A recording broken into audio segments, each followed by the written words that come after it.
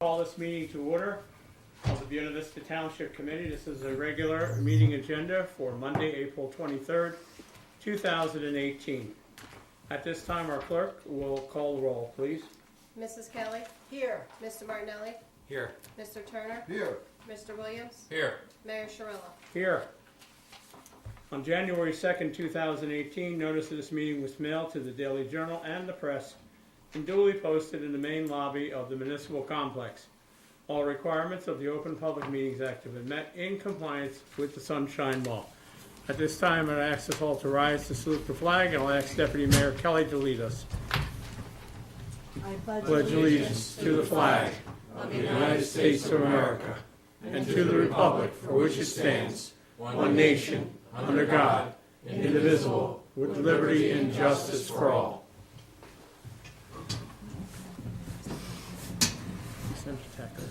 We're good.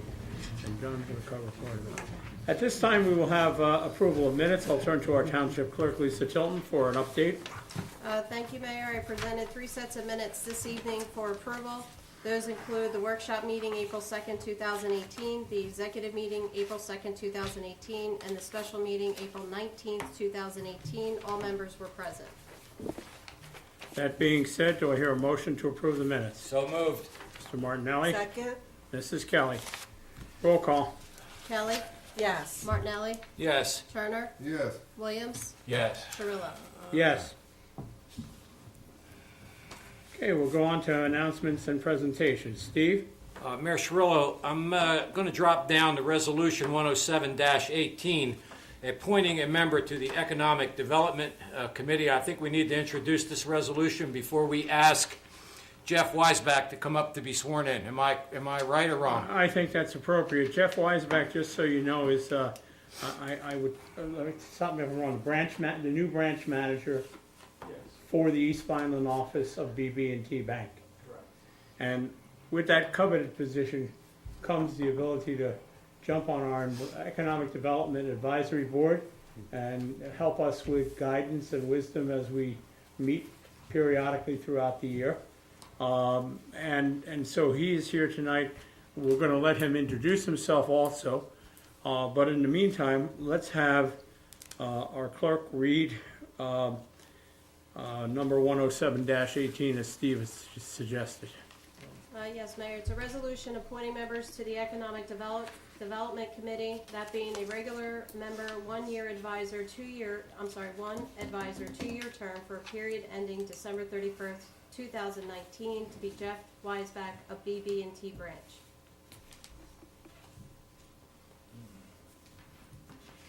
Okay, and that being said, we're going to ask Jeff if he would please come forward. We're going to make a right turn up here at Albuquerque and come around here. And we're going to send our solicitor, Eric Bernstein, down to give you the oath of office for the Economic Development Advisory Committee. Mayor Sharilla, do we need a resolution to a vote?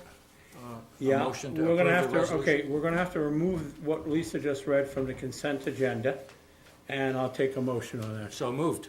Mr. Martinelli, Second. Mr. Williams, roll call. Kelly? Yes. Martinelli? Yes. Turner? Yes. Williams? Yes. Sharilla? Yes. Okay, so that makes that official. Eric, we'll take it here. We've got a Bible. We've got the oath of allegiance. And if you would face the camera, that would be a good thing. Okay. I state your name, I, Jeff Weisbach, do solemnly swear do solemnly swear that I will support the Constitution of the United States that I will support the Constitution of the United and States the Constitution of the State of New Jersey, and the Constitution of the State of New Jersey, and that I will bear true faith and allegiance and that I will bear true faith and allegiance to the same to the same and to the governments established and to the governments established in the United States in the United States and in this state, and in this state, under the authority of the people, under the authority of the people, so help me God. so help me God. I do further solemnly swear I do further solemnly swear that I will impartially that I will impartially and justly perform all all the duties the duties of the Office of Economic Development Committee of the Office of Economic Development Committee according to the best of my ability, according to the best of my ability, so help me God. so help me God. Congratulations. Thank you. Read your John Hancock on here. That will not free you of any bills or tickets or anything like that. Do you have a card for him? Oh, it's being made. Okay, we'll get the card over to you. We have a lovely laminated card for your wallet that'll come.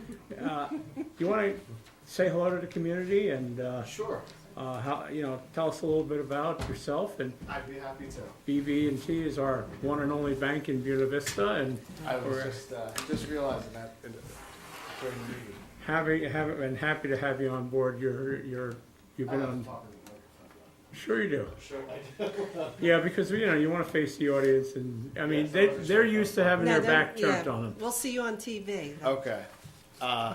Again, my name is Jeff Weisbach. I'm the branch manager / market leader for the VBT branch here in East Vineland. Started with the bank in the beginning of the year. Excited to work in the area. I'm familiar with the area, but haven't spent the majority of my career right here in the area. And so far, I've really enjoyed being a part of the community. I look forward to contributing to the community. Worked throughout South Jersey for the past roughly 15 years or so in finance, both on the consumer and small business side. So I'm happy to have the opportunity to help serve the community here in Buena Vista Township in East Vineland, and then do my part. Thanks. Thank you. So we are happy to have you join our community and officially, and we thank you for becoming a part of our Economic Development Committee. We will notify you at our next meeting. We tend to meet more quarterly than monthly, and we'll keep you posted. Thank you so much. Nice meeting you too. Thank you. Steve? Representing the New Jersey State Police here in Buena Vista Township, tonight we have with us the commander, Dave Liberto, his assistant commander, Roger Nicholson, and Trooper Scott Montgomery. Fellas, welcome. Always a pleasure to have you fellas here. And I understand you've been attending our special events committee meetings, which I'm all for that. Yes, thank you for having us again. Been working on a few things. In fact, I'll see you next Wednesday. We're still on for that date. Yep. With the committee, okay. Lining some things up and things are looking promising. So. That's great.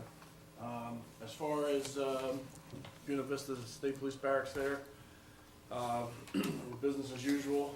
We've been doing quite a different things as far as, like you said, we're still very aggressive with the radar details and the aggressive driver details.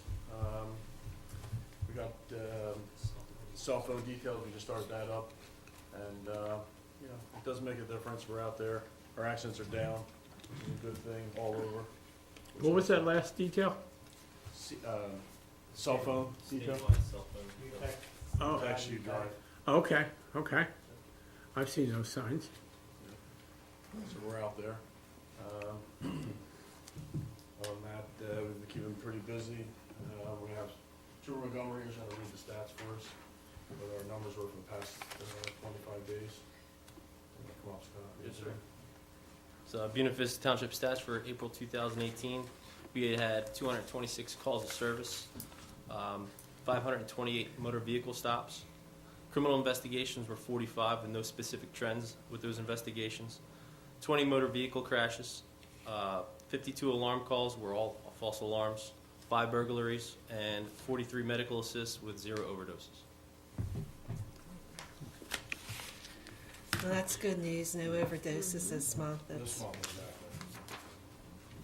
exactly.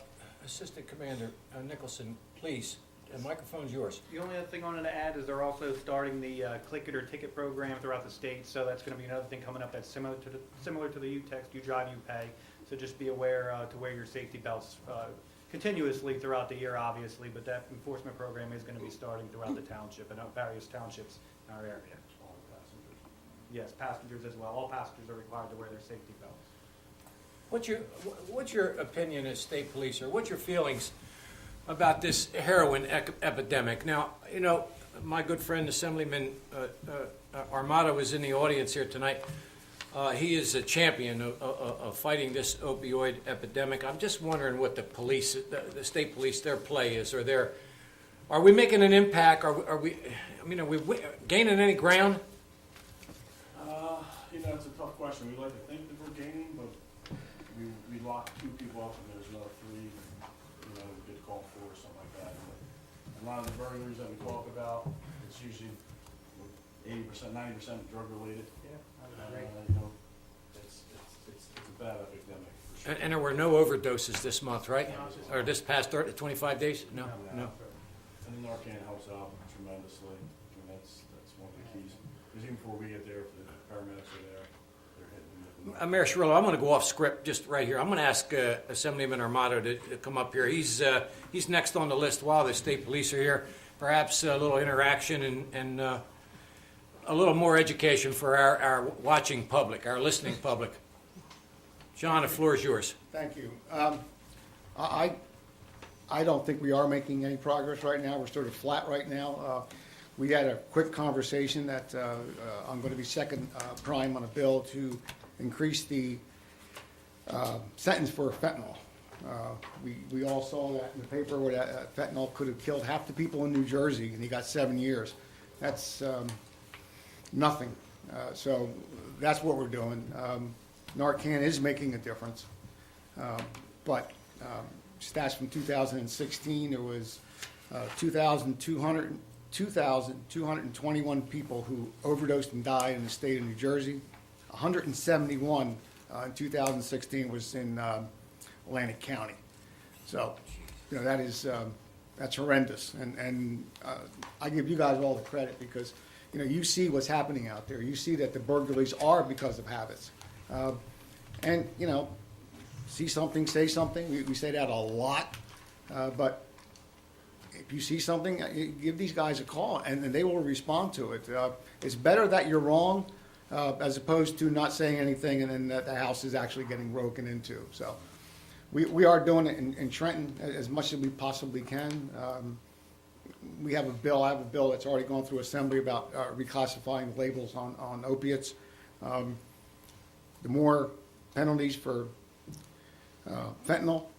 We're also looking at a program where and this is just symbolic, and it's going to make a difference, but drug court is now going to be called recovery court, because that's what it is.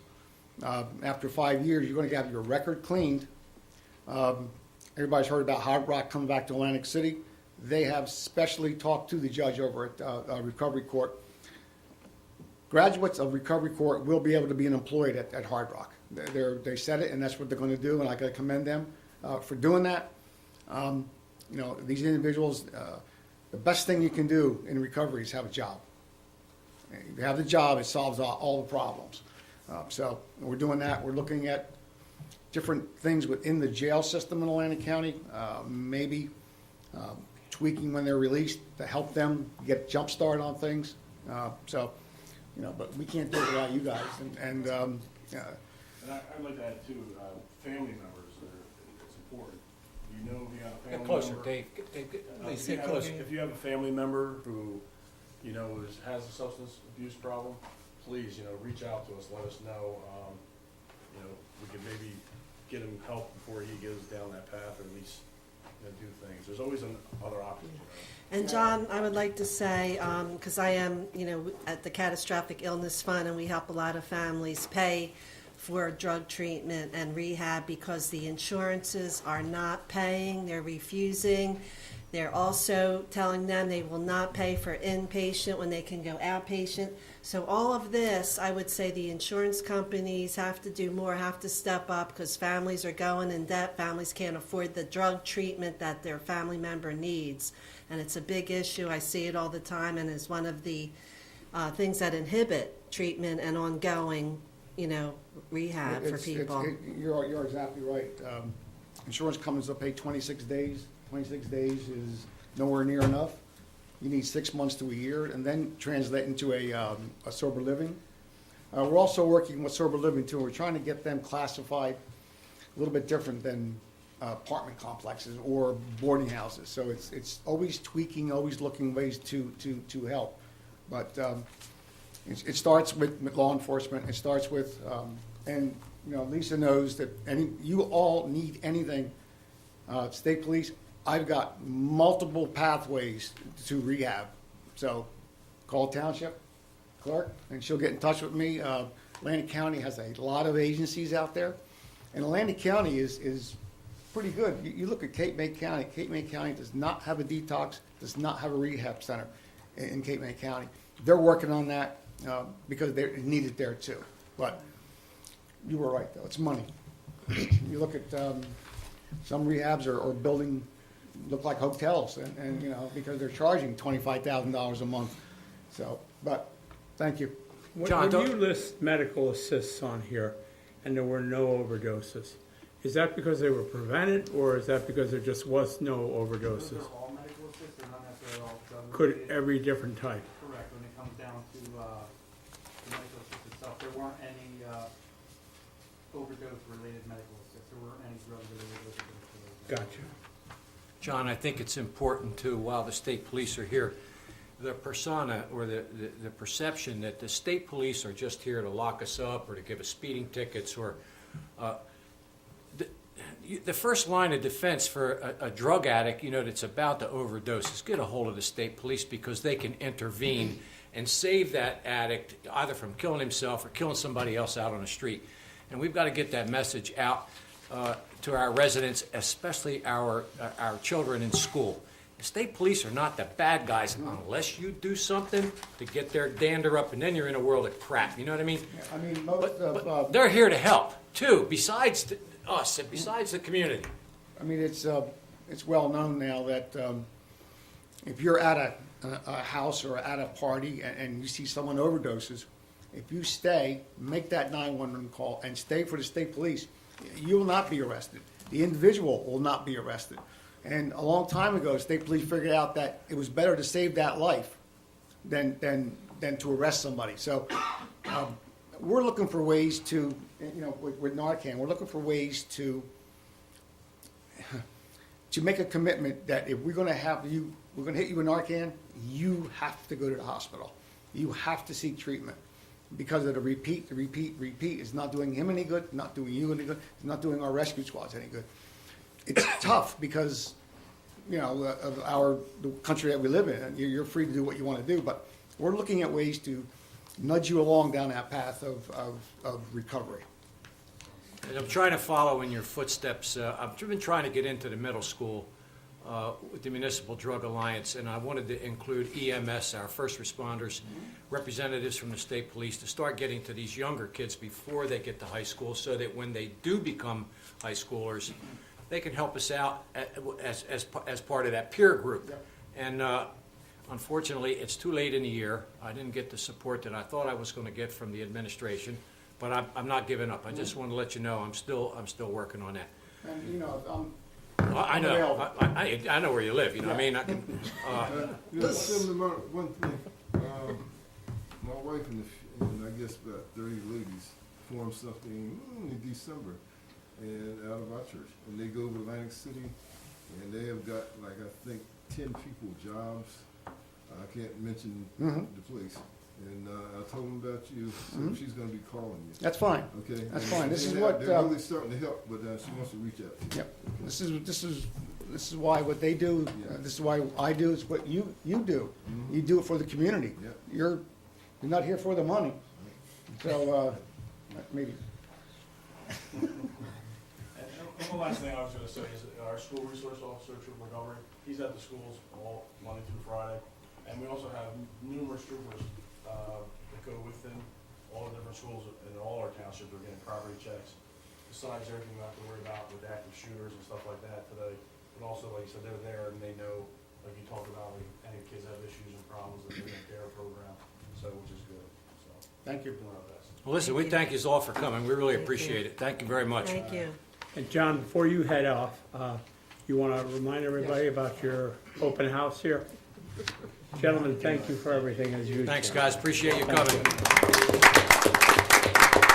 I just want to add that the state police, I've never seen such an active state police and coming to our meetings. I really appreciate that, and I'm sure the community does too, and is very thankful to have such a good state police. Thank you.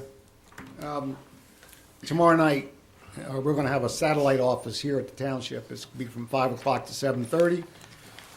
If you have anything you want to discuss with us, with me, or our legislative aides, please show up. This is a test bed tomorrow night.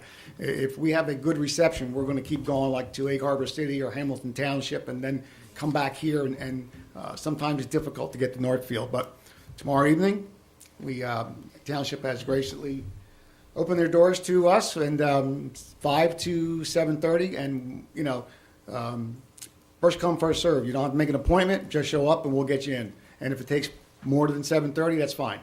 Thank you, and have a good night. Thank you. Thanks, John. Thank you, Thanks, John. So, John, this is a trial, and then you'll do more, I guess, after that of how this goes? Yes. Okay. Mayor Cirillo, I know that Quentin is not here tonight. Do you have something? John Williams is going to give you some Okay, information. John Williams, you're on. Thank you, Mayor. Thank you, Steve. Quentin asked me to inform everybody that he would appreciate a mention of the upcoming Mother's Day breakfast on Saturday, May 12th at 10 a.m. And all info is posted on the flyer. It's available on Facebook. All mothers will receive a special gift and Mother's Day card made by their children. And he said, also, thank you for your continued support during this difficult time for him. And That's all I have. Saturday, May 12th, and what's the time on that, John? 10 a.m. 10 a.m. at the Martin King Luther Center. King Center, right? Okay, we'll come back to you later with the rest of your report. Steve? All right, our acting Director of Public Works, Brian Johnson. Good evening, Mayor. Brian, is this your first real report you're giving? First real report, Mayor. All That's right. correct. I know you've been with us since March, and I know you've had a lot of stuff to do, so welcome aboard. All right, thank you. Once again, good evening, Mayor, committee, residents, and public. Monthly report for April 2018. We'll start out with all the parks, bus shelters, and township-owned properties were inspected weekly and well-maintained. The spring leaf bulk pickup was a success. We made 2 trips throughout the township where we picked up leaves. Public Works did a great job staying on schedule with that, considering with the storms and the amount of storm debris that we had to pick up. I was really hoping we weren't going to have to postpone it, but we were able to keep on schedule, and I know a lot of the residents were happy with that. We had a lot of small repairs, town hall and other township owned buildings from the storms. Fleet vehicles were well maintained, and some minor repairs made to other public works equipment. As I said, reported earlier, we had 162 reported trees down during the last storm in March, and they were just the ones that were reported to us, the Public Works and Town Hall. That didn't include any of the numbers that we picked up while we were out on the streets, or residents that actually helped us out and had their own personal chainsaws and helped us move trees as well. With that said, it has pushed our storm debris collection back a little bit for the amount of material that we've had moving. We've had a few small issues with the chipper, and another problem that we've been having, some of the residents are putting some extra spring cleaning material out. We've noticed the Public Works guys and myself that some of the residents are hiring outside contractors, landscapers and stuff, to cut trees down and extra brush, and they're putting it outside in front of their house, which obviously that backed up our efforts. You know, it's putting extra wear and tear on the equipment and manpower. Brian, should that have been the cost of what they are paying them for to take it away, or what would you?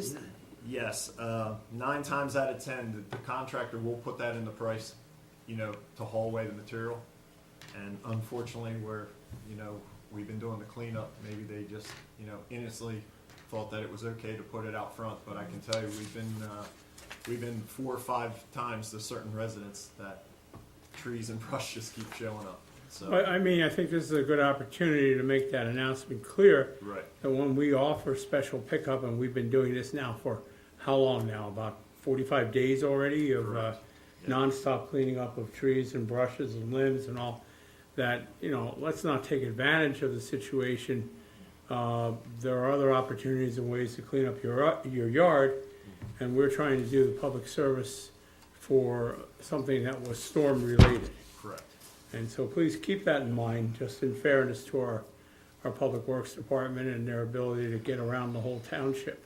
Sure, and that'll be a huge help to myself and the guys, just because we want to make sure that we can service all the residents. You know, everybody deserves a fair chance to have all their storm debris picked up, and you know, we'd like to be able to get to everybody, but with you know, with this extra material coming out, it's been a nightmare of logistics trying to get to everything, for Yep. sure.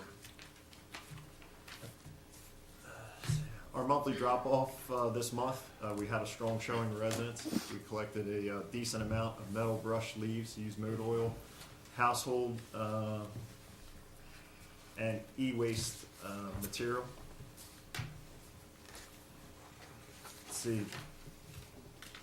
Last week, actually about 2 weeks ago, I implemented an in-house dirt roads replenish program. I've been using up some of the DGA material at the Public Works yard to help rebuild a lot of the existing dirt roads and stuff, to fill in a lot of the holes, re-crown the roads, and just help some of the residents with these still paper streets, these dirt roads in the city. Because I can tell you, after a serious winter, a lot of snow plowing, those dirt roads take a beating. I mean, you can see what happens to the asphalt roads.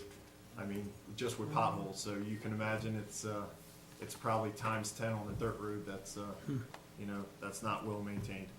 A lot of residents are happy, and unfortunately, trying to keep these roads in good shape for residents that live at the end of these roads, where they only have one-way egress in and out. You know, I believe it's very important to keep them in good shape for, you know, for these residents to be able to get in and out. And another in-house program I implemented, I started cross-training all the Public Works employees. I want all my guys to be well-rounded while performing all aspects and duties and jobs of Public Works. So that way, when I have certain guys on certain jobs, I know it's getting done, most importantly, safely, and it's not being done correctly. And I see the guys are coming a long way with this cross-training, that some guys, it's unbelievable that they work in Public Works for so long and they never operated one piece of equipment, or they, you know, they're not familiar with doing a certain job. So everybody's learning, and it's working out real well. That's great. All right, and that concludes my report for this one. Any other questions for Brian? No, so Brian, you're going to continue. I see still some people have their debris out there. That'll be continuing Yes, absolutely. at your schedule. Right, we're Okay. not going to give up on you. It's just it's taking our time, and it's Should they call, or you'll just eventually get to it, or Yes, what should absolutely. they do? Call the office, leave me a message with your name and address, and I'll add you to the list, and we'll definitely get there for sure. Good. Thank you very much. You know, the men did a good job. It's tough, you know, doing, you know, leaves and the brush and the other stuff, and doing the roads and potholes, this and that. People calling me, and I like to commend you and the men, the Supervisor Sykes there, for doing a great job. Thank you so very much, man. Thank you.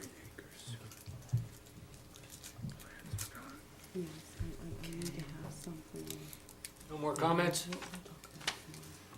All right, our township engineers report, Dave Scheidek. Thank you. We did a report dated April 18th. Just a couple items on that list that I'd like to go over with you. We're finalizing the lighting design in Mike W. Park, baseball, softball, and football fields. Original design was done by Musco Lighting, and that's what the township used to do their grant applications. That was not done with LED lights, so we've done a redesign so that we'll save additional funds with on an ongoing basis. It was an intermediate. It was called Musco Green. It was something that wasn't quite LEDs, but it was better than we had. Now we have an opportunity to use LEDs. We've got that design done. We're working with Musco to finalize it, and then we'll be able to submit that to Green Acres. Also with the LEDs, the height of the poles, you were telling me, Dave, these give us opportunity to do a lot more with a lot less. Correct. We're doing less lighting poles. We're actually going to be removing poles that are out there and placing new poles in some of the older locations. Some of the older poles will be removed. The poles will be approximately 70 feet high, 70, in order to get the coverage. Standard for football fields and baseball fields. But we can do it with a lot fewer light poles, which is very expensive, and fewer lights. So it's working out pretty well. Terrific. That's good. Richland Village Retention Basin contractors finally been able to get to us a seed mix that's been approved by Cape Atlantic Soil Conservation District. They're supposed to be out there within the next 2 weeks to get that seeded, to supplement the topsoil, to seed it, and then to mulch it and straw anchor it. So we'll get some grass growing this spring. Dave, I have to interject again here. I just want you to know, and our residents to know, no matter how many times the wrong information is put out there, this is a retention basin. This is not a sewer plant. This is not a sneak way to put a sewer plant in the middle of the Pinelands, which the Pinelands wouldn't barely even consider in this day and age. But I constantly have people telling me, oh, that's where the new sewer plant's going to be either built or hidden. Well, the same storyteller is telling the same stories, Mayor. Well, That's what we know. exactly, and I just want to make it clear, if you hear about a sewer plant being built in Buena Vista, there is no such sewer plant in Buena Vista. That same story has been going on for probably 7 or 8 years. At least. And, you know, the retention basin that is being put in Richland covers the properties that are in Richland Village on the western side of the railroad tracks. And on the eastern side of the railroad tracks, you have a retention basin for the Richland Volunteer Fire Company. You also have stormwater drains that are on the eastern side of the railroad tracks. And I just want to say it, and I'll probably keep saying it until somebody stops talking about it, but the bottom line is there's no sewer plant, and there will not be a sewer plant here in Buena Vista. Okay, Dave, go on. I'm sorry, I've been bugging me for a month now to say that. Weymouth Malaga Road Phase 6, we got the second approval from the DOT, the official approval. Just came in the mail a week ago now. The second formal approval, we had the first one was, hey, you're going to get the money. This letter was, your money's been allocated. You know, send us your bids. They'll How pay quick the can we initial get out with 75%. that? How quick can we get out the bid with that? What's in the budget? No, I understand that, but Oh. how fast can you get the packages ready for getting that done once and for all? I think our contract's on tonight's agenda. Okay? In anticipation of that, we've gotten all the survey work done. So the survey crews have been there, we've got all the information collected, it's being drafted and designed as we speak. So I think that within we have to, once it's designed, we send it to the DOT for their review and approval, then they'll release it for bidding. But I would anticipate that within the next month and a half, we could put it out to bid. Great. Sooner the better. There's still some cleanup on the 2017 local road program. Both Don Road and Line Street need seeding. Now that the weather's broke, I'm going to get back with the contractor and reiterate our importance of getting that finished and closed out. The contractor's not been paid in full. We're still holding retainage, but we need to have the grass in and growing before we do release that. And I want to get those two wrapped up and finished. The last thing on my list is the Public Works Building. We supplied architectural plans to the mayor and staff. We've also sent them to DCA, is it? Who's sent it? USDA. USDA, that was it, thank you. We've sent them off to USDA. electrical, mechanical, and plumbing work is being done right now on those plans. When that's completed, then the project will be done. Project specifications then will be finalized and sent to USDA for their approval. So we're right around the corner from getting that portion of the project done. It needs to be finished, wrapped up, and done by December of 2019 as a requirement of the funding, and that's not an issue. Good. That's terrific. Dave, you've also put together for us something that I shared with the committee earlier this evening. We have been taking a look at our roads program. Periodically, we have the budget that allows us to do additional road work in the township, improvements, repairs, changing parts or sections of roads. And what you've done is put together probably what amounts to a 3-year or 4-year plan, which combines both a local road program that we're introducing this year that will cover $800,000 worth of local roads, number one. That is separate and entirely different than the $356,000 we have for Weymouth Road. And that is entirely separate from any future applications for state aid that we will be making in addition. So if our goal moves along correctly, we will probably be able to either get in the works, definitely the $800,000 worth of roads, and secondly, already know what roads under state aid for the next several years that we're going to be doing. If you've been following Weymouth Road, it has been a 6-year project. And we are going to get, and that's because the state allotted it that way. They used to give us more money, not only us, every town in New Jersey. And so now we have the opportunity to play a little catch up and finish it up this year, which means we can finally move on to another road. And Dave has made recommendations for the next several roads that state road requests will be made for during 2019, 2020, 2021.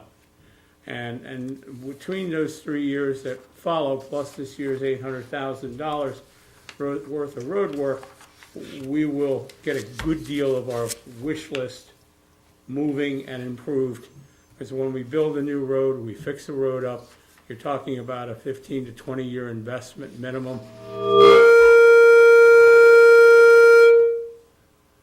Is that done by the solicitor? Yep. I knew it. Still got I sound? was just at the height of my road speech. No. It sounds okay out there?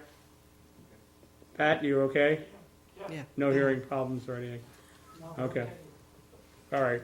So, I just wanted to say that along with the Michael Debbie Lighting Project, which is Green Acres, the Public Works Building, which is USDA, all our projects are in full swing. Kenya, I just want to, Dave, do you have anything else on your engineering report? I don't, Mayor. All right, I want to bring one thing up here too, that Kenya has here for us tonight, which has to do with the King Center and our CBDG money, which we have been saving for the last number of years. Correct. We're down to the last installment of it, but the county program goes at 3 years at a time. And the program is up. Correct. And we are considering, and we're looking at the fact that we should consider going out on our own for CBDG funds, Community Development Block Grant funds. But the project we have in mind is the new heating system for the Martin Luther King Community Center, which will be like one of the last big projects. We had done the generator, we've done the lighting there, and we want to make that building as energy efficient as possible. So I had a discussion, and I wanted to float this by the committee, that I would like to stay with the county program for another 3-year period so we can assure getting the heating project done. Does anybody have an objection to that? Because what we have to do is, if we go out on our own, we've got to put in a request, we've got to have a project lined up, And there's probably no chance we'll even get that money this year. It would probably be in 19 or 20. And by then, we could have a better plan in place. You looking for a comment? Yes. I believe that anything that gets us to bring the King Center up to optimum efficiency, we should pursue, Okay. without a doubt. So if you're looking for my yay or nay, mine's a yay. Okay. I would agree, Mayor, because we could go on our own, and that's a gamble now that the federal funds are decreasing, and there's no guarantee we would get anything, where I think we would have more of an opportunity with the county to get something. They might be just funding counties at this point. Then I'm giving my paperwork over to Kenya to finish up and move ahead with the program. Absolutely, then, we have up until June 6th, but since no action is being taken, or the committee is staying in the urban county program with the Atlantic County Improvement Authority for CDBG funding, there's no action required, so we would be automatically renewed. And I will let the county know that, the ACIA.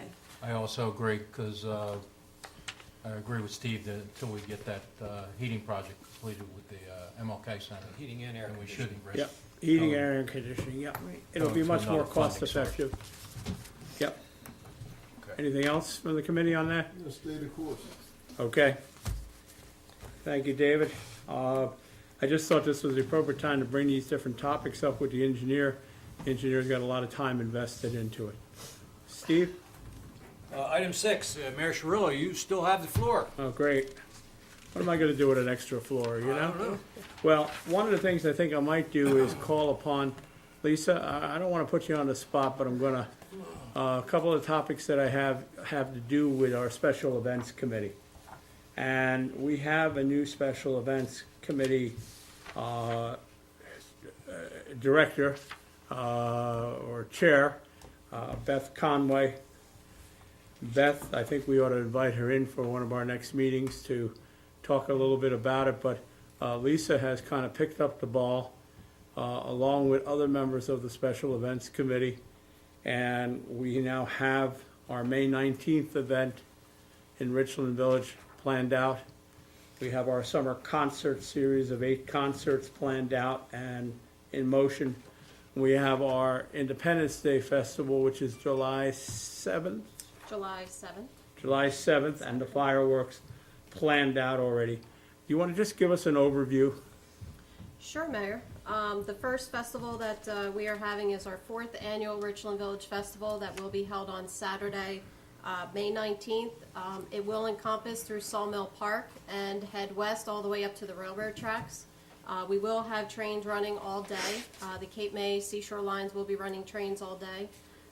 We also will have a car show that will be located behind the post office, behind the Richland Pizza and Subs, by the Green Barn. There will be a car show there. We also will be live on radio from 2 to 4 p.m. And also a little bit new attractions over in Sawmill Park. We will have bounce houses. D. Tomasi's 5 Points will be providing beverages for the day. We also have a handful of food trucks that will be there.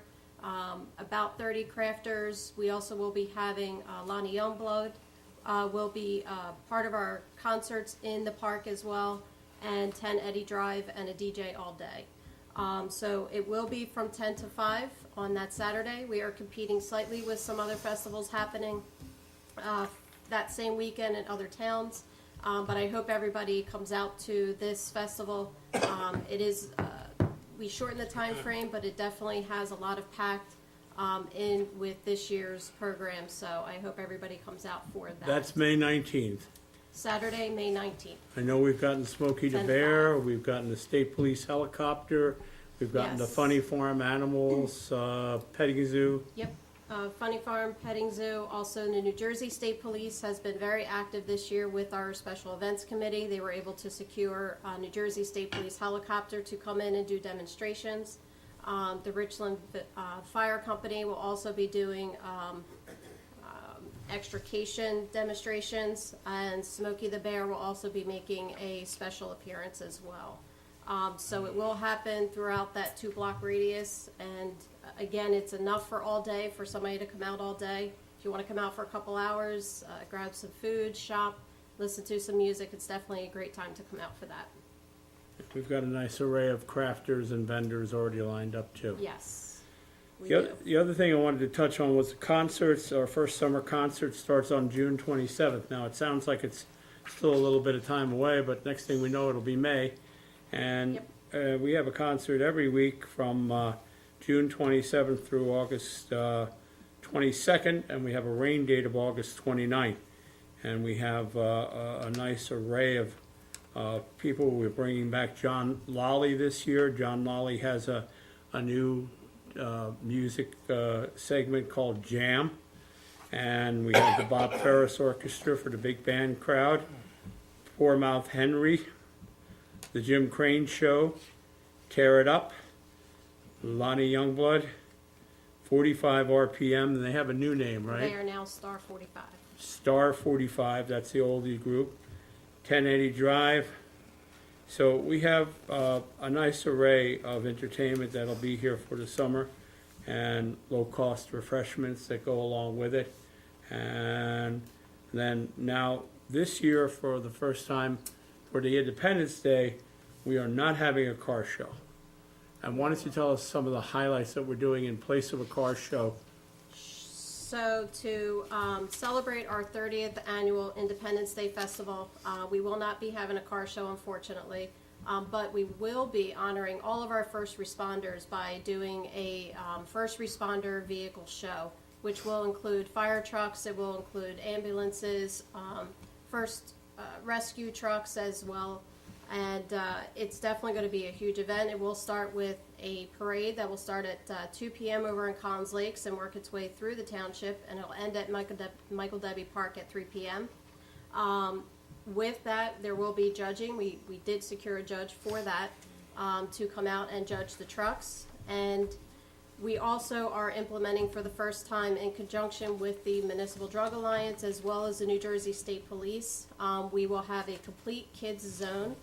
That kids zone will be 4 different types of games for the families, bounce houses, a water slide.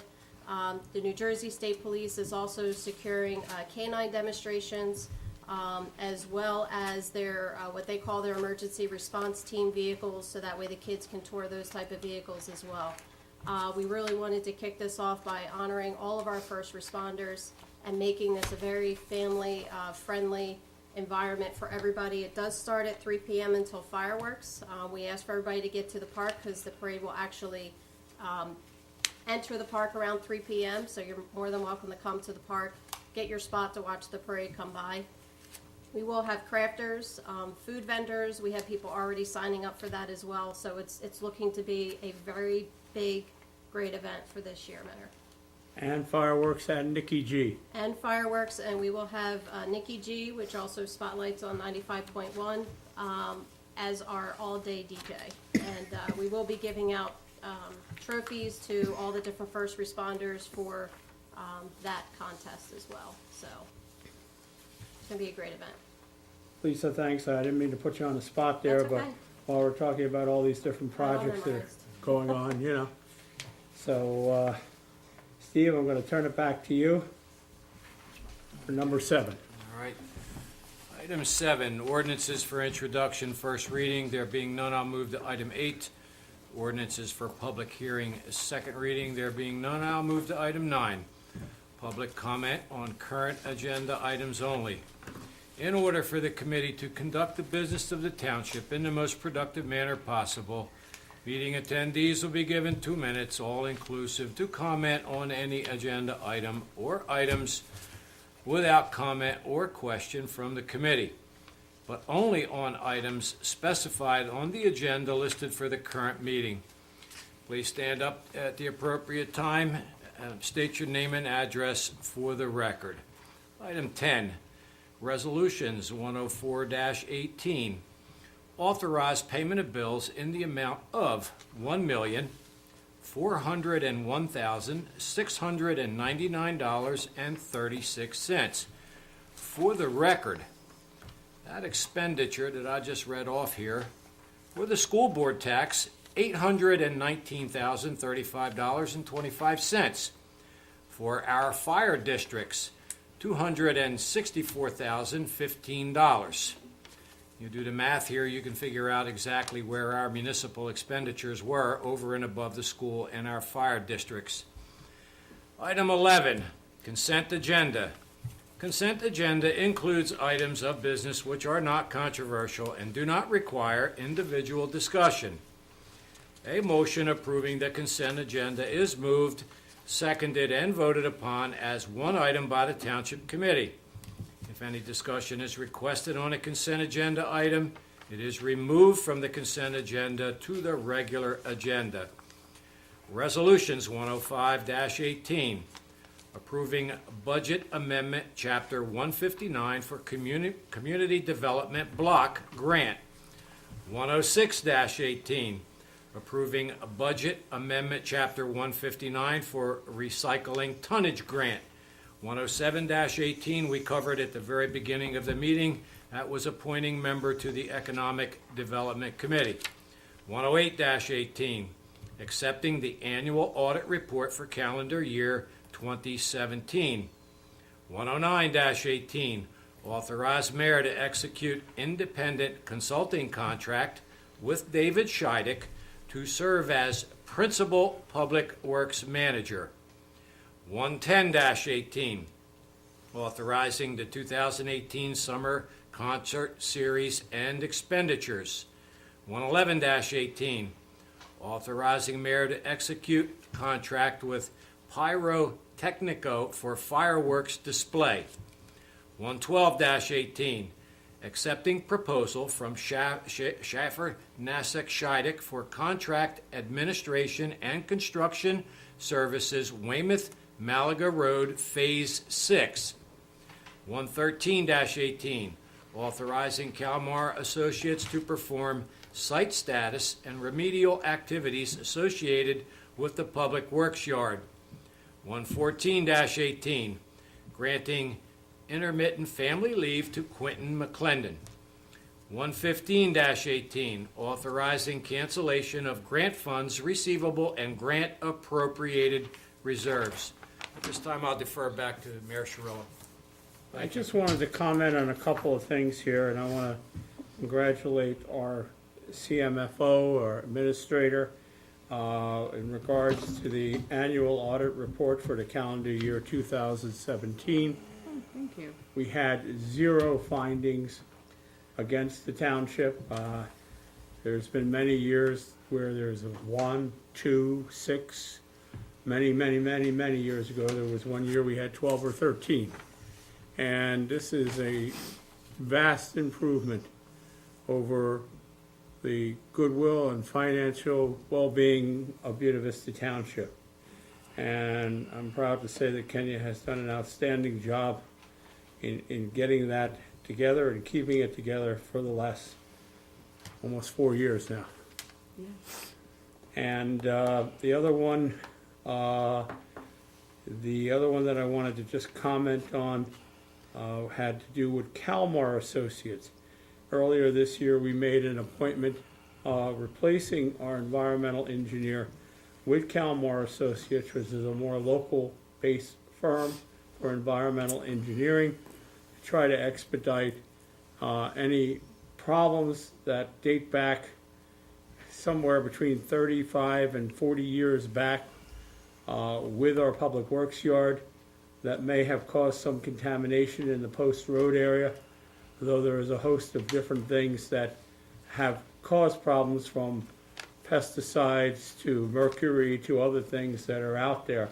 But with Kalmar, I think, and the feedback we've gotten from a recent conference call meeting that we had with them, is that they're on the ball and they're moving forward at a much rapid pace and a more affordable pace. So those are the only items that I wanted to make special comment on. Steve, if not, I'll take a motion at this time to open the meeting to the comments on items 10 and 11 only. Moved. Second? Mr. Martinelli, Mrs. Kelly, all in favor? Aye. Meeting is now open to the public on these items and these items only. Anyone wishing to address the committee? I'll ask our officer if you would please bring She's the got mic it, Chuck, over. she's got it.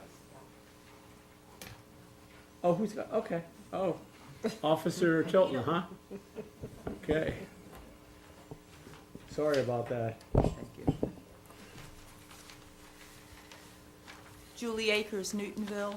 I had a question on resolution number 112-18. My question is, this is the giving Schaefer Ness or Scheidegg money for contract administration and construction services of $77,600. Does that come out of the grant? Or Yes. is that coming from That does come out us? of the grant. That comes out of the grant Yes, that it the does. state is giving us? That's the $356,000 That we're getting that from the we've been state. talking about. And that comes out of the grant. Okay, and Contract that's something administration. that we have to authorize each time? I guess I haven't seen that Every time we before. get a grant, yep. Yes, we do. Okay, and Yes, we have a resolution that authorizes Yes. that? Yeah, that's why we have CBDG on here tonight, recycling tonnage. Every grant requires some No, I supporting. understand that, but I specifically, the engineering portion of it, that Right. was my question. So I know that there's an engineering portion, and I just don't remember seeing that specifically listed out Well, on these big state ones. That's Well, all. it's also a larger contract that we've seen in many a year. I will tell you that normal amount of money for this type of grant is about $180,000. So proportionately, the amount of engineering would be less. Right. Secondly, this particular contract also covers the double line striping of Weymouth Road for almost the entire length of the road from Hamilton Township to the end. Okay, but that's all covered under the grant money. That's right. Yes. Okay, and then I guess my other question was, we are authorizing the mayor for 109-18 to execute the independent consulting contract with David Scheidegg to serve as principal public works manager. We did that last year too, Yes. Yeah. and that is because... Well, one of the conditions of bringing our new public works, principal public works manager on board, our acting director of public works, Brian Johnson, was that he would be between this year and next year completing all the necessary training for Rutgers University to get his certification as a principal public works manager. In the interim, the state allows the township engineer to serve in that capacity, and Dave Scheidegg has done that a number of times over the years when we had a void in somebody actually holding that title. Is that Once something that that's is co- required? Yes. That is Yes. required, just as when we had the CMFO that was Yes. not certified? I served on the committee that regulates that for every town in the state of New Jersey, and we met about 4 times a year. And only the very tiniest of towns in the state, where they mostly share services with another town, have only a couple of employees, are And under exempt. populations, under certain populations. Populations and don't have certain types of services are exempt from it. So we We're don't not exempt. qualify for an exemption. We do qualify to allow Dave to serve in that capacity until Brian completes his training. And he's already the first day he started working for us in March, he was already in class and he's already No, going to almost, school at night. Yes. I remember you Yeah. saying that. he's almost completed his first group of classes. Okay, thank you. Thank you.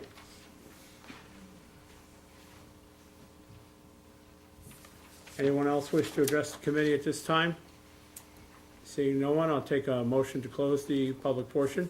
Motion to close. Mr. Second. Williams, Mrs. Kelly, or Mr. Turner, either one. You guys can flip a coin. All in favor? Aye. Okay, we have completed the public portion for the items 10 and 11 only, that group. And we need to have a motion first to go to item number 10, to pay the bills. So motion to pay the bills.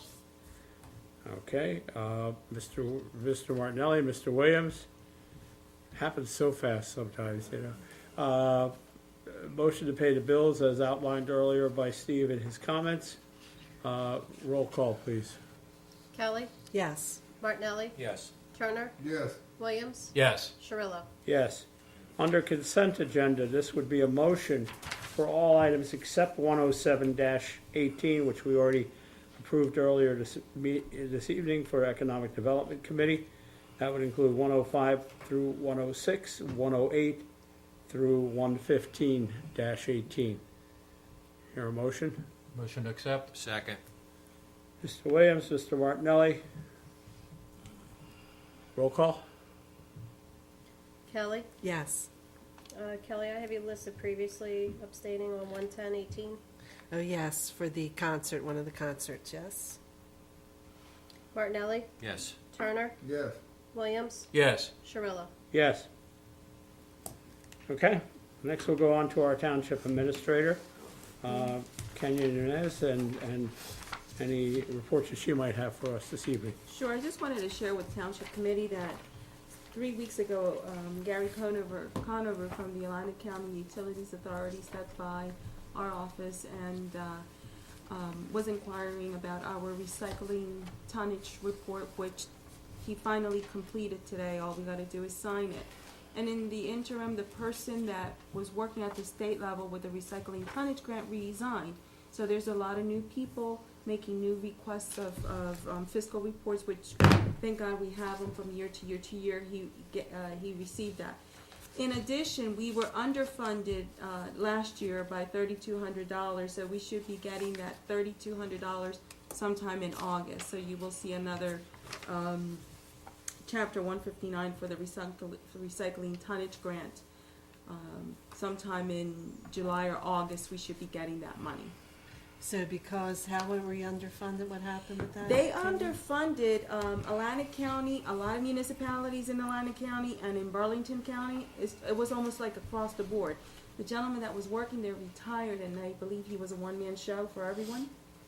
So the new person didn't. A new person came in, Okay. and it's nice to run into $3,200. Yes. So I just wonder, should we go back and see if there's any more underfunded that we could get back?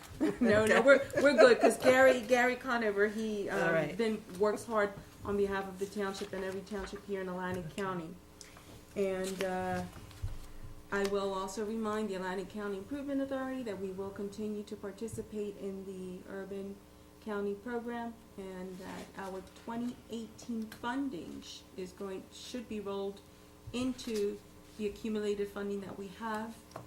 That should bring up the total to like about $128,000 for the HVAC system at the Martin Luther King Center. So at that point, we'll prepare bids. Yes. So, and that concludes my report. And recently, we also received $19,000 from our original joint insurance fund Yes. in an annual contribution that still is returning dividends to the Yes, township. it is. Okay. And that helps us to offset insurance costs as well, overall. In your packets tonight, there are the various department reports of the township. We will not be going over those, but I will accept usually I allow Lisa give us an update from the clerk's office. Thank you, Mayor. We submitted our report to Township Committee. We processed 17 complaints, outside complaints, property maintenance complaints, public works complaints, road complaints, processed them for this past month. One thing I just wanted to remind residents, now that the weather is getting a little bit nicer, the animal control is back out trapping feral cats. So if you do have any of those issues or any feral cats and you need them trapped, please contact the Township Clerk's office and we will get you in contact with animal control. Just be aware that they can only trap by law on nice days. So if it is a cold day, if it is raining days, so many days in a row, they cannot trap feral cats. If they are in fact feral, please do not feed them. Because once you feed them and they continue to come back to your property, they will be considered your pet, and you will be required to license that as well. So just keep that in mind when feeding feral cats. They will continue to come back to your property. Other than that, Mayor, we're just working on, as you know, I'm working a lot with the special events, working now with the sustainable jersey, so we're getting into that time period with a lot of different activities that we are working on. And just for the record, thank you, Lisa. We have a tax collector's report We have a tax assessor's report. We have the zoning report. We have the Martin Luther King Community Center report.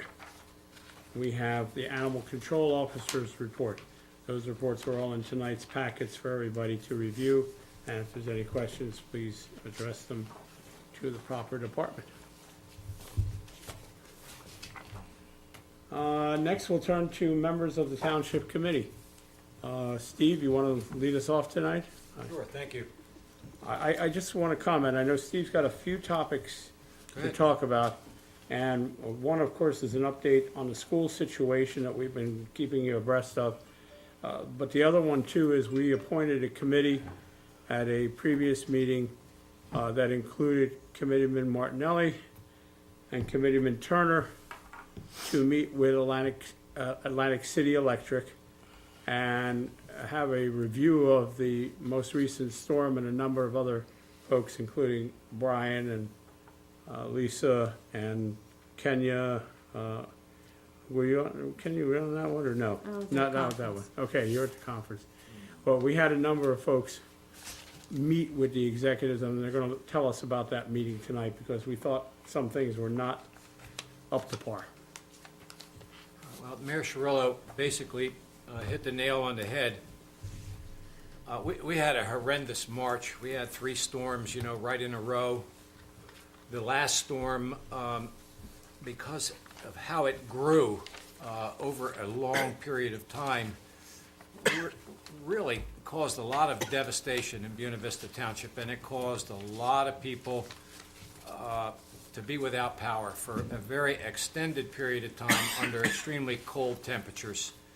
Now, right after that storm, and basically when we got our heads around cleanup, I'd asked Chuck to set up a meeting with Atlantic City Electric, and I didn't ask personally to be the township representative or one of the township representatives, but I thought it was important for our residents to find out what the root cause of all these power outages were for such a lengthy period of time, and it was 3 days.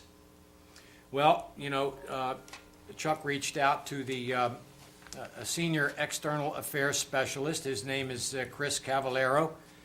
Chris brought a vice president, an assistant vice president, and the head of engineering to a meeting where Brian Johnson attended, Gene Sykes, Committeeman David Turner, myself, the municipal clerk, Lisa Tilton, and of course Kenya was invited, but Kenya had classes that day or could not attend. I figured the more representatives we had, the better a case or a presentation we could make. Root cause. In the electrical industry, when things go sideways on us, we're bound and we're obligated to answer to our company or the people that we're working for. What happened? What did we do? What did we do wrong? What happened? And what are we going to do to see to it that it doesn't happen again? Everybody in that meeting, and Brian can speak of volumes about it. The key word is trees. Trees came down in that storm because the storm lasted for such a long period of time, and it was wet, heavy snow. Most of the trees were of the evergreen type because they didn't lose their leaves, they don't lose their foliage, and they come down across wires defined as primaries and secondaries. Brian knows the difference between a primary and a secondary because he was an operating engineer for so many years. I believe that Gene Sykes, because he was a first responder, chief of the Newtonville Fire Company, he understands the difference as well. And of course, Mr. Turner was Committeeman Turner was a public works manager in Pleasantville. I believe he knows and understands those things as well. So, representing the township, we made it perfectly clear to those folks that trees over top of our high voltage and secondary lines is what caused such a mess here in Buena Vista Township. Now, you're going to hear from Committeeman Turner, you're probably going to hear from Brian again, but what I got out of that is Atlantic City Electric is committed now to Buena Vista Township, even though we're at the extreme end of Atlantic County, to start taking care of their power distribution lines so that this does not happen again. But there are some key points that I want to remind our residents, anybody that watches this on TV tonight. We have got to, as a community, we have got to become proactive before there's an emergency. In your neighborhood, if you have trees that are encroaching upon the highest wires on the telephone line, that's the primary, you need to get the poll numbers and you need to contact Atlantic City Electric ASAP. You need to warn them of the potential outages that if this trees falls, it's going to put a community out of power. The second and most important thing that we've got to do during an emergency, we've got to encourage our neighbors to reach out and report the outage. Most of you, well, I don't know if most of you have the Atlantic City Electric app. I have it on my phone. I have it on my iPad. That app, and when you go to the maps, it's not in real time, and it's not accurate because in real time, our community members are not reporting their outages. I want to give you an example where I live. I live on Semino Boulevard. There are, I don't know, 21 or 22 homes. When my power went out that morning, there were only 2 homes that reported the outage, but yet there were 21 of them that didn't have any electricity. And that's the problem. Atlantic Electric can't, and they do prioritize based on the number of people that report outages. They do prioritize. So the more people in Buena Vista Township that we can get to report the outage, the quicker we're going to get a response time. And for the record, I just want to emphasize that Deputy Mayor Kelly was without power for an extended period of time. Committeeman John Williams was without power, same way. Committeeman David Turner as well, but I think the ringleader that had the record was Mayor Cirillo. Mayor Cirillo, I was actually getting worried about him. He was probably without power for 4 days or 5 days. These kinds of things should not happen on a kind of a tree or a tree limb or a group of trees. And that's why we've got to become proactive and start to report things before the emergencies. It is so vitally important. The other thing is, if you're afraid to call Atlantic City Electric with poll numbers, call the clerk's office. If you can't get a hold of the clerk's office, call the administrator's office. If that doesn't work, contact Brian in the Public Works Department. Did I mention that Gene Sykes was there at our meeting too? Yes, I did. Okay. I didn't want to leave anybody out. We had a very productive meeting with Atlantic City Electric. It lasted over an hour and a half. I want the community to take advantage of that meeting, and I want you guys to become proactive. The last thing that I want to report is about our paraprofessionals here in the Buena Board of Education system. I was hoping that some representatives from the paraprofessionals would have been here tonight to talk in more detail, but I'm going to summarize as best I can. I think maybe Chuck might add something after. These folks had a meeting last Tuesday night with the business administrator, the interim superintendent, and at least the president of the school board. And the union and these folks came to an agreement. Now, I wasn't completely happy with the agreement, but I can say some of the highlights. They're not going to privatize, which that's a good thing.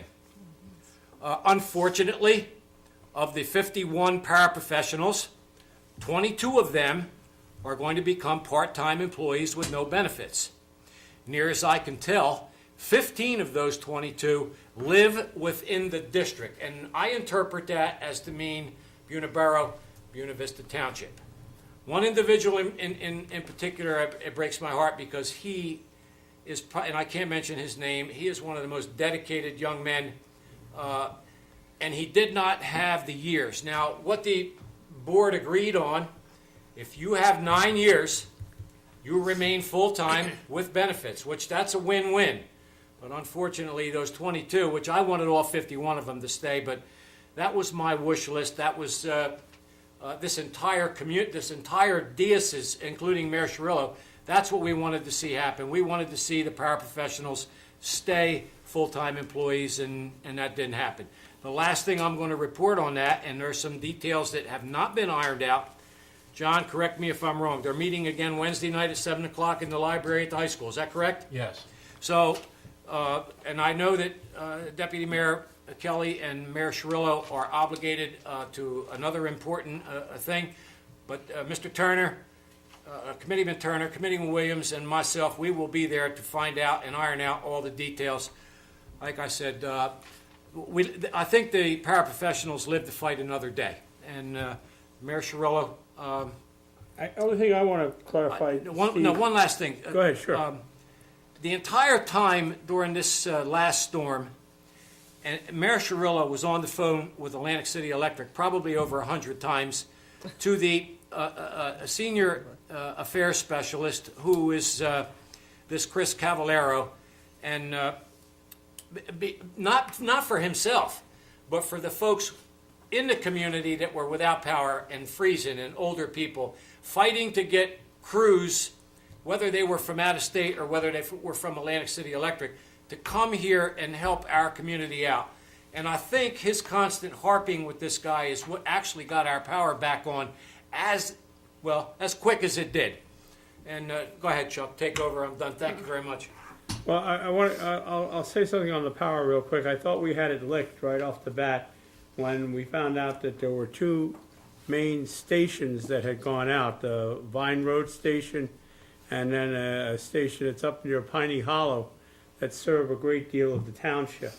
Those stations went out and those stations were repaired within a reasonable 4 or 5 hour period or so.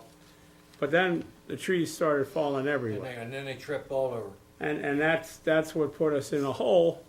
But still, the part that kills me, and I'm glad we had this meeting, it wasn't a negative meeting, it was a positive experience, is that when they bring in these electric companies that help out from all over the country, and they come in here, part of the problem is,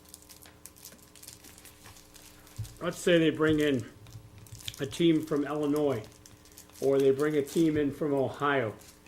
Those folks have to come here, travel through the day or night and get here. And no sooner than they get here, they're set aside to rest before they can actually start doing some of the work.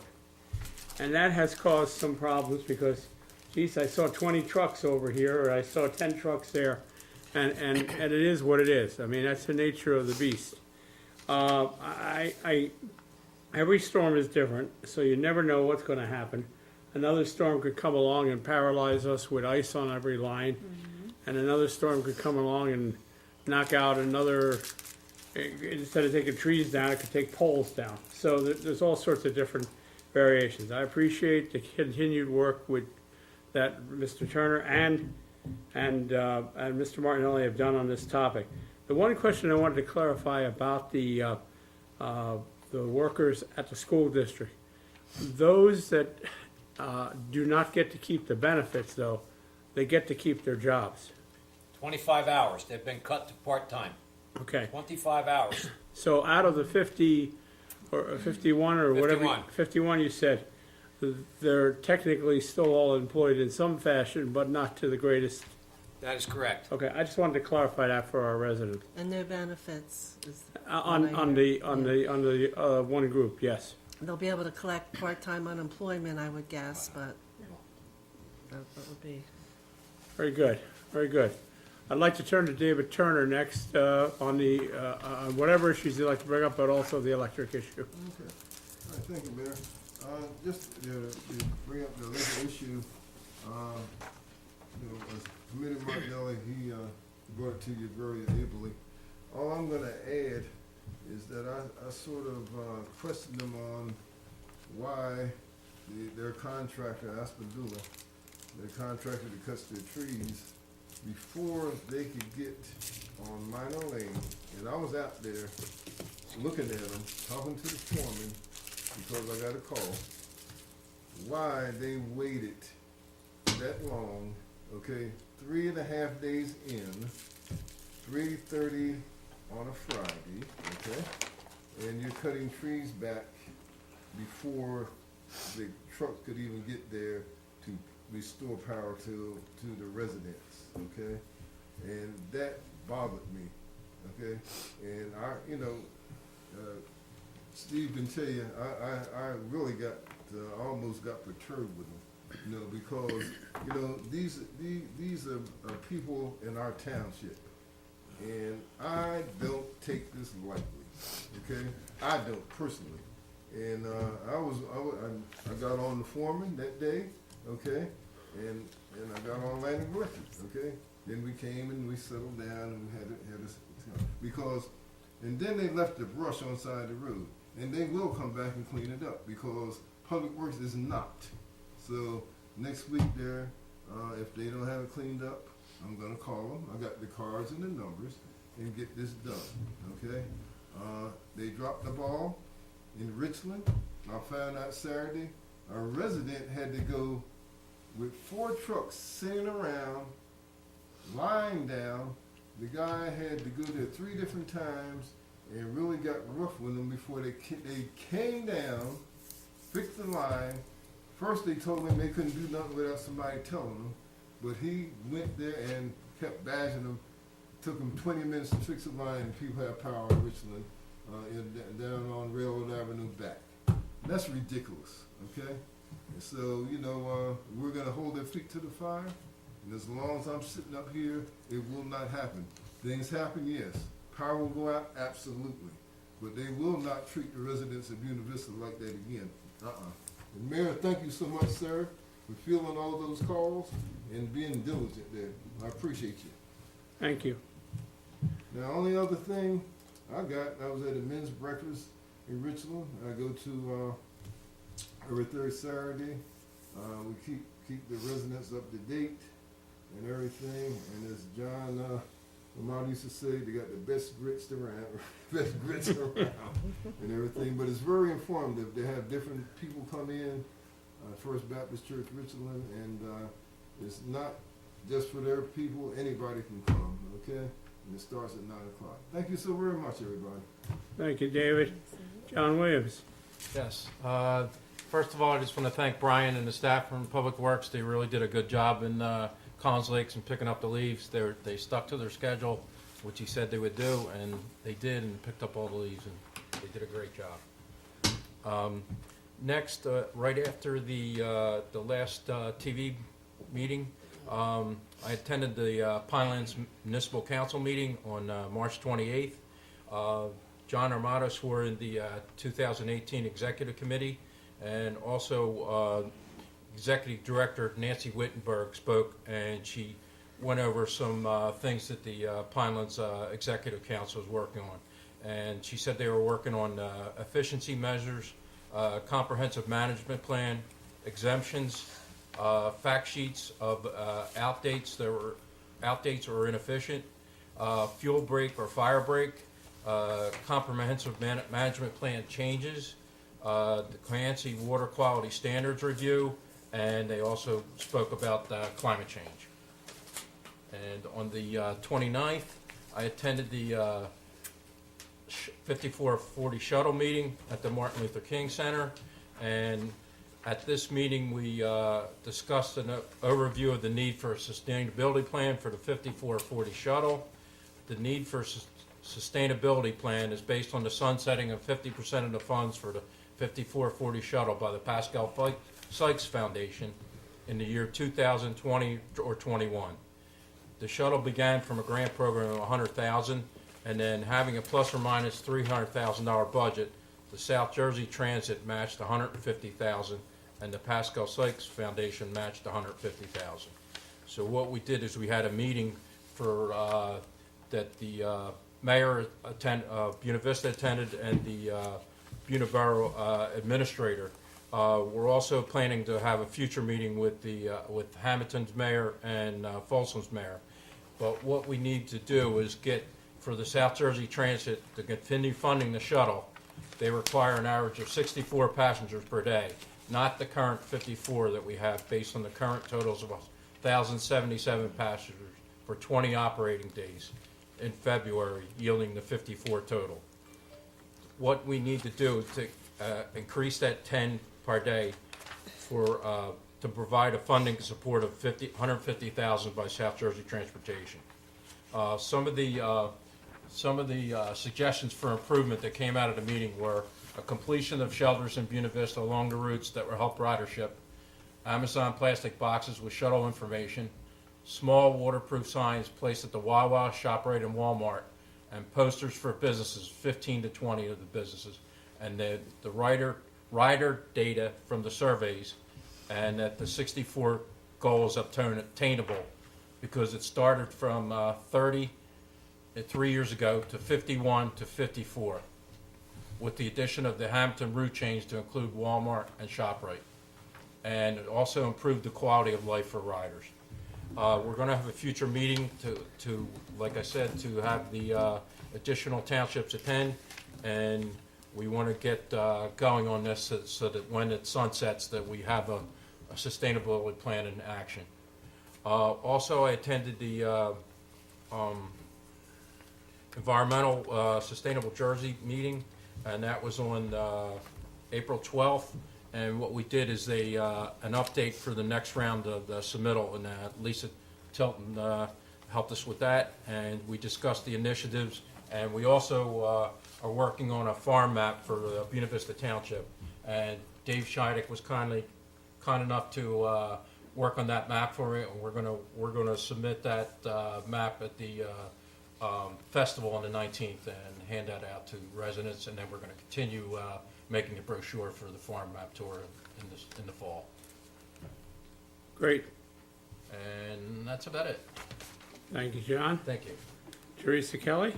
All right, Mayor, this month I attended the monthly township officials meeting, and I also attended Friday night the Atlantic County League of Municipalities meeting, and this was the 85th year, so it was sort of a celebration meeting, and I was proud to be the president this year, and we cut the cake with the older president, which was Dick Squires, both of us, so it was since 1933, this organization, so this is all of the towns in Atlantic County. We get together, we see presentations, we see what things we can do together, what things we have to contact our legislators for to change. And we also had the president of the League of Municipalities, the State League, and he gave us some information and some bills to contact our legislators about to help push them through. I won't mention special events. I've been attending special events meeting. Lisa did a fine job with that, so I don't have to go over that with what events are happening in the future. And I want to thank Kenya for the great audit. We really appreciate her hard work, and we're not used to having hardly any comments, so it's something new and good. And our public works person is doing very well, and I'm glad he's aboard, and sounds like he's making a lot of improvements, which we look forward to. I've also attended the planning board April 19th, the environmental commission that John mentioned, and part of working on that brochure, I'm contacting the farms to let them know we are going to do this brochure, and we're going to get information from their website or their Facebook page and anything else they would want us to add. So this information can be in the brochure, and we don't want to leave anything out. And I think that's all I have, Mayor, and that's it.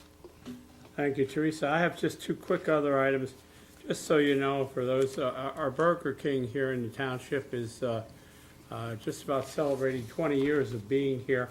They are going to be undergoing a makeover to look like, I guess, the newer models of the Burger King, and we had a meeting through the Development Review Committee to take a look at that a while back, and the Development Review Committee is looking at a couple of other projects at this point in conjunction with the Pickwickian restaurant that has opened and has been doing quite successful. The other thing I just wanted to tell you, and I don't know if you live down in Milne and you don't have real cable and you don't have Fios and you don't have Comcast, this message may be in vain. But a while back, Teresa Kelly and myself attended a meeting that was held in Weymouth Township, or actually the Stell Manor at the school down there, to try to bring Fios, Verizon Fios service to both Weymouth Township and Estelle Manor.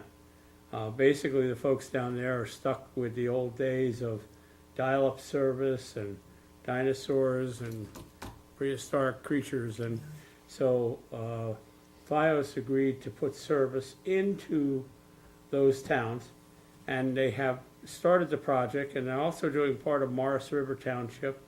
And apparently in the process, without telling us, which we're not against, but we would have liked to have known, FiOS started wiring some of the areas in lower Milne area of the township.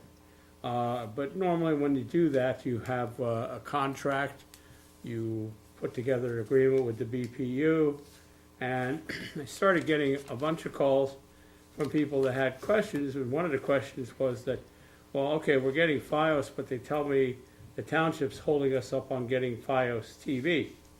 And we'd like to be able to take credit for doing that, but we aren't holding anybody up. There's no plans for FiOS TV at this point. They are putting in fiber optic lines that will improve the internet service and probably the phone service ultimately. But you know, it just isn't at that stage down the road. Because the area in Milne, Weymouth, Stowe Manor, Morris River is so rural, it's not likely to happen anytime soon. But to get the kids in school upgraded on the internet and being able to get their homework assignments and other things done, it's a win-win. We recently spent some time tracking down the folks from Verizon, chasing our representative around, and gave her all the details, and actually gave her the name and address and phone number of the gentleman who was going around house to house signing people up, which they could not put their hand on who was actually doing that. Fortunately, through the help of my own brother-in-law and several other neighbors in Milne, I got calls asking me more questions about, well, why can't we get the TV? You know, I just want you to know that the FiOS is real, but the TV part is not at this point in time. So that's the end of my report. Mayor Cirillo, I want to piggyback something that Dave said, and I also want to give Brian an opportunity because Brian was in the trenches 16 or 18 hours during this storm. But Atlantic Electric does something very similar to what Chuck does when there's a snowstorm that's forecast. He looks at the weather reports and he looks at them from multiple providers, and he comes up with a plan whether to brine or this, that, or the other, whatever is required to keep our residents' roads open. Atlantic Electric did the same thing 12 hours before that storm came here, and logistically they were prepared for what was forecast. But after 7 or 8 hours, they all of a sudden realized their preparedness was in the bucket. I mean, it just, they didn't have enough equipment, they didn't have enough crews. Contingency call went out, number one, to get more crews here, and then a third call was provided for more linemen. And if you were going down Route 54, you know that these trucks were staged at, Chuck, what's the name of that church? Abundant Living. Yep. And these linemen, you know, they're not familiar with the distribution structure here in Buena Vista Township. Chuck brought up a couple very interesting points. Yeah, a couple substations kept going down. They kept going down because trees kept falling on the high voltage, tripping the reclosers. That's what happened. And that's why we couldn't get consistent power. But Committeeman Turner said that the line crews left trash or left the cuttings on the side of the road. Their objective when they go into a street or a community where there's a whole lot of people without power, it's cut the trees, cut the limbs, and push them to the side and get the power back on. The contract that Atlantic Electric has for cleanup and tree trimming is with Asplund. And of course, that's how the ball got dropped, because linemen were trying to get people back on with power, and they didn't care where they put the limbs. And I think Brian saw that firsthand. And let me turn the meeting over now to Brian for his perspective on those 3 days. Yeah, that's correct. The Atlantic City Electric, they were out there in full force. They were doing a great job. And once again, just to repeat on the comments made from everybody, we really need the public's support by calling in when you have problems. The more phone calls you get to Atlantic City Electric, the faster they're going to have crews out here. and the faster you're going to get your electric hooked back up.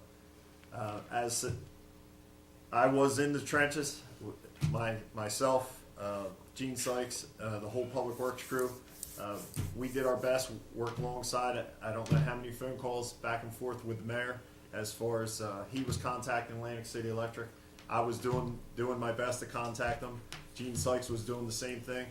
We were down. We were calling in poll numbers, anything we could. We were giving them as much information as we could to help them out on their end as far as them bringing crews out. And the biggest thing was with the storm, the logistics of the storm. As far as it turned, it got worse as the storm went on, and that caught us all off guard. I mean, myself with Public Works, I watch 4 or 5 channels. The radio, I try to come up with my own plan. I try to be the $1 million Doppler myself, like Action News has. But it's really tough. When Mother Nature turns it on, there's nothing we can do. We were all behind the 8 ball. Myself, Atlantic City Electric, all emergency crews, state police, fire departments, everybody was behind because of the storm. So you can't really put the blame on any one service. Everybody, I believe, did a great job as far as changing your plan as the storm went. We do have a printout from Atlantic City Electric for their outages by the county and municipalities. And according to their numbers from the last storm, Atlantic City Electric serviced 3,491 customers here in Buena Vista Township.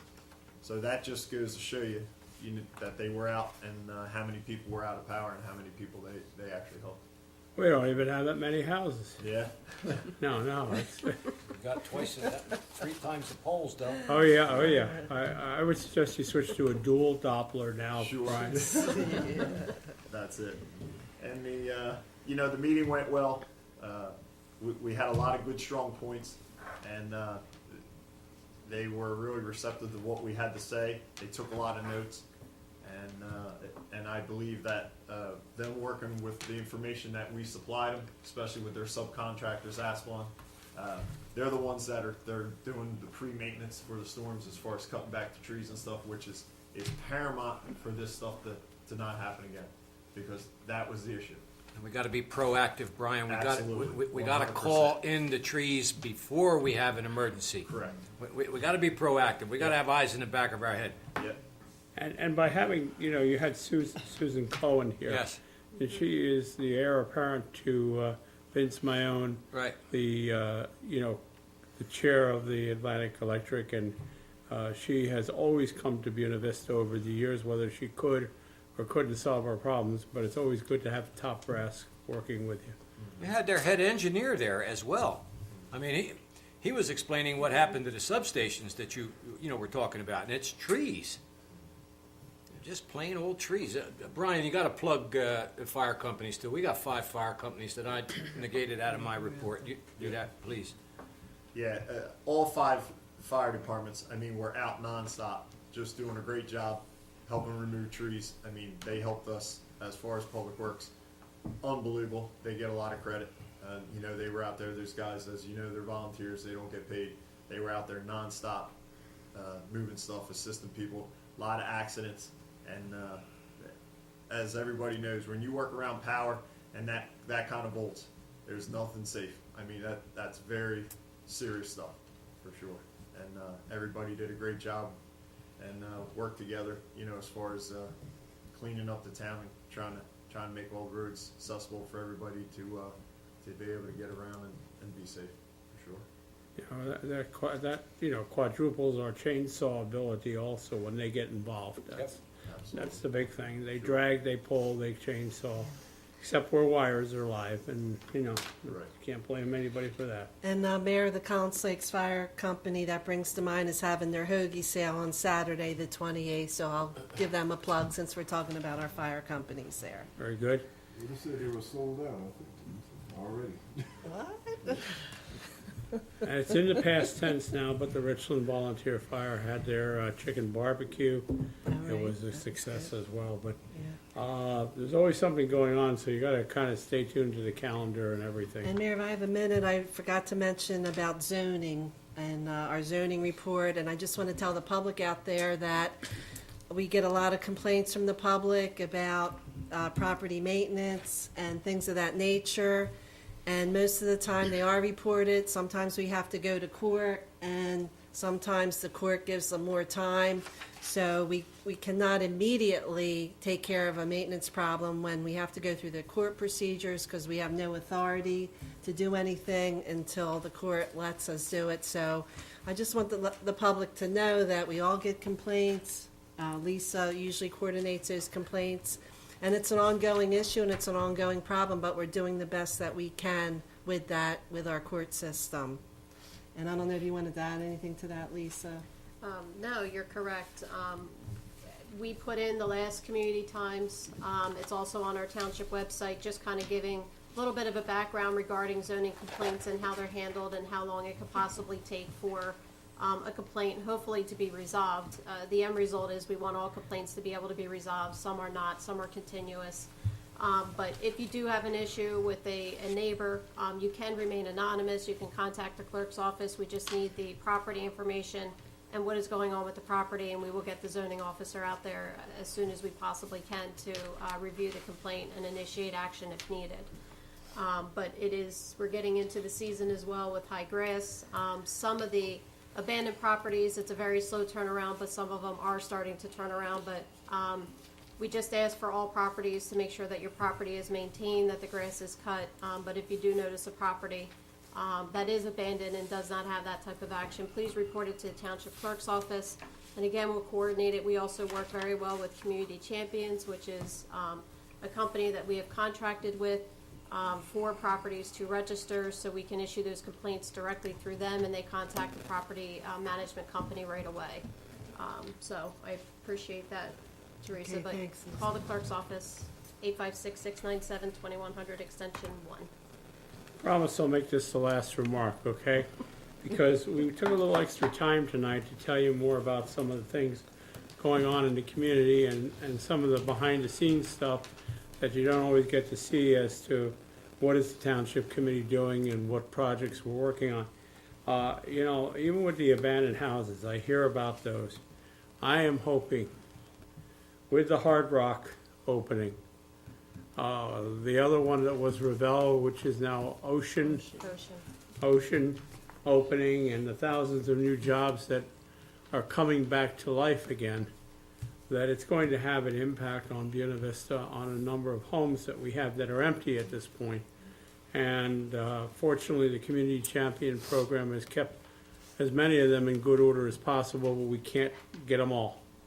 But it's just, you know, there is some hope for the future, hope for the work that's being done at the aviation park near the airport, hope that what's happening in Atlantic City with the Stockton College and the Stockton University and other projects that are going on, that it's going to all reverberate to Atlantic County a little bit more than it has in the last, say, 5 years.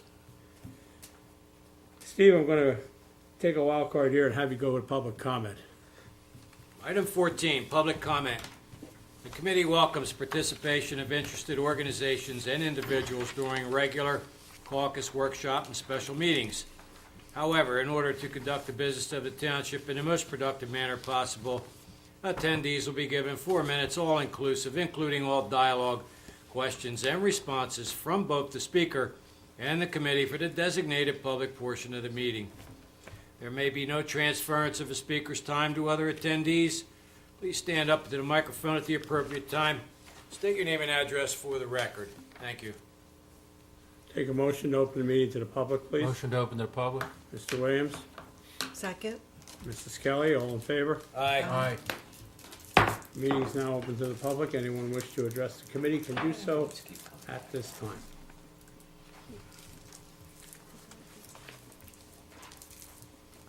Thanks. Julie Akers, Newtonville. First thing I'd like to say is a lot of discussion about that storm. I think we're going to have more storms like that. but I appreciate everything you said. I'd have to really commend our local guys, and Brian, I know you started right in the heat of all this. But not to even add to that, I mean, we were on one of those dirt roads with the wires down over the road, and it was, I understood what was going on, and then you go around and you see everything else. I think it's important to call to see that those trees are taken down that are encroaching on the wires. However, some of those trees were snapped in half. You can't take down all the trees. So I think it's something we're just going to have to be kind of prepared for, look out for your neighbors. Julie, can I interrupt you for a second? The utility company is supposed to maintain a minimum of 5 feet Yeah, off but the tree line, and they're not doing it. They haven't been doing it. They haven't done it since the derecho, and that's what we tried to convey to them. 5 feet isn't that much, Steve. If you looked at those trees that came down over at the corner of Jackson and 9th Street, they were tall pine trees that split in half. You had like about my point is, I think people did a lot. I think everything you did to try to get more action done. But I think I kind of agree a little bit with Brian. We've got to be prepared for some of that. That was 4 storms in March. But anyway, beside that point, I would like to commend Brian, too, with all of that. He came out and picked out an illegal dump site on my road. We get a lot of that kind of stuff. And something I really could not get to too much when I worked here and would always try to find, if I could find some proof of who dumped it, he found 2 letters in the trash. So I was very happy to hear that. But they came right out that morning. I was leaving to go out, and they had it all cleaned up. So with all the rest of that busy stuff, thanks very much. I appreciate that. I heard part of the caucus meeting, and I'm interested more in the Community Champions program. And I guess I didn't understand that. I know there's issues with a lot of abandoned houses, and hopefully with an uptick in the market, that might help with some of these houses not being abandoned. I know there's quite a few around where I am, and I know that the committee voted to approve some repairs on one building to board it up, to kind of clean up the yard, especially for the adjacent property owners who have to deal with that all the time. But that was not something that this Community Champions could really deal with because it wasn't foreclosed. So I guess if you could, because that was done during caucus. Community Champions is a company, and there's a number of companies like them, but they essentially have Atlantic County under their wing, and they basically go to all the banks and loan outfits and sign them up to, if the property is left abandoned, uncut lawns, deteriorating eyesores, if they're part of this program and they also pay a fee to Is the. this an annual fee? Yeah, it's an annual fee, and I don't remember the exact structure of it. It's on a tier. It's an annual fee as long as it stays registered. And just for clarification, not necessarily if the home is vacant. If the home is vacant, the taxes are being paid by a mortgage company, and there's no pending legal action in court regarding any type of foreclosures or any type of notice of delinquencies. They're not required to register through Community Champions. It is as soon as they get a notice of default, even if they happen to clear it, they have to register that property, even if it's occupied or not occupied. At any point in time, they are required to register. Once they are registered, they are also required to assign a property manager to that property. That helps us in aid with the zoning office, that as soon as there is a complaint on one of those properties, we can immediately report it to Community Champions, and it immediately goes to that property manager for cleanup. Again, whether it is occupied or not, that is part of the program, that if they start to get into that default or foreclosure status, or even bankruptcy, they are required to register that property. And they will stay registered until they clean up that part of not necessarily the property, but their legal action, and then they can deregister the property. Again, if next 30 days, they're going to be required to register, and it's on a tier-based every year that they have to continue to register. Every year that fee goes up. And it's done that way to help these mortgage companies understand that we are serious, get these properties turned over, get them sold, get somebody else in there that will properly maintain that property. Okay, now I think, and I know when you passed that ordinance through Atlantic County Improvement Authority, that was a good one, and other towns do that and take advantage of that.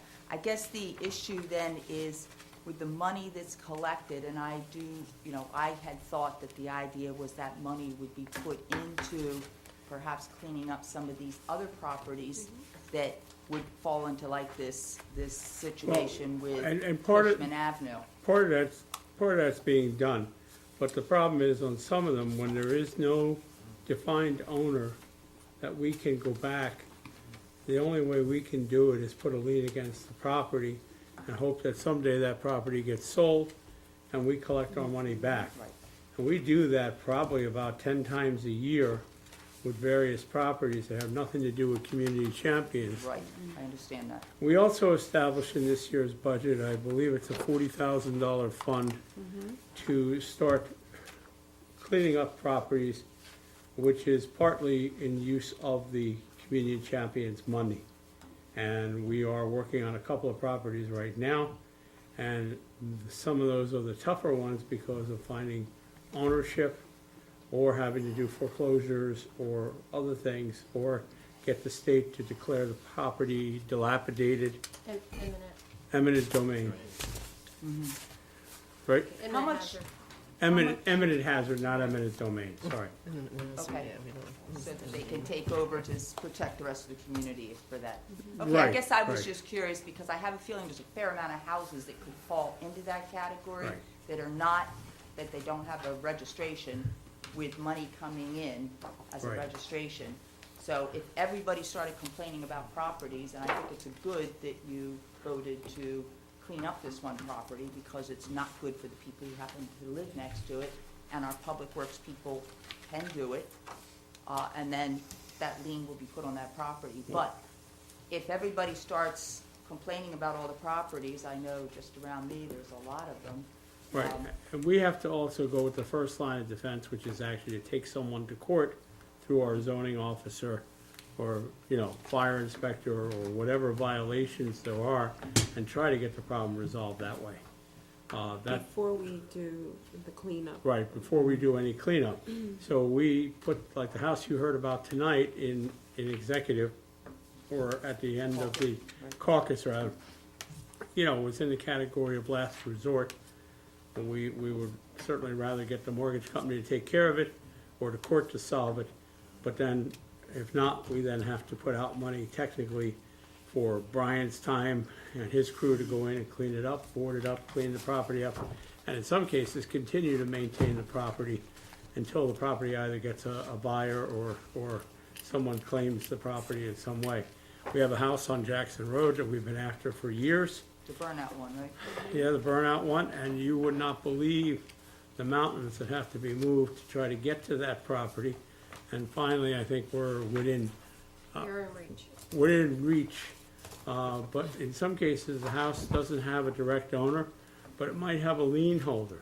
And the lien holder who bought it, say, at a tax sale, may have the right to a claim, but that claim may be 3 or 4 years down the road before they can claim it, and it may not be for the whole house. It may be for a portion of the property or a certain year's taxes.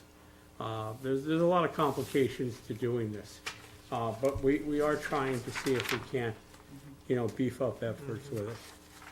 Okay, well, thank you. I didn't want to take up more time. No. Thank you for the explanations. No, it's You're good welcome. because certain public people might want to know these Well, I kinds of know that, questions. yeah, and I think other people are going to say, okay, this one's getting cleaned up, and I think you were concerned about that, is other people are going to say, hey, well, how come my place is, how come you're not I cleaning mean, up?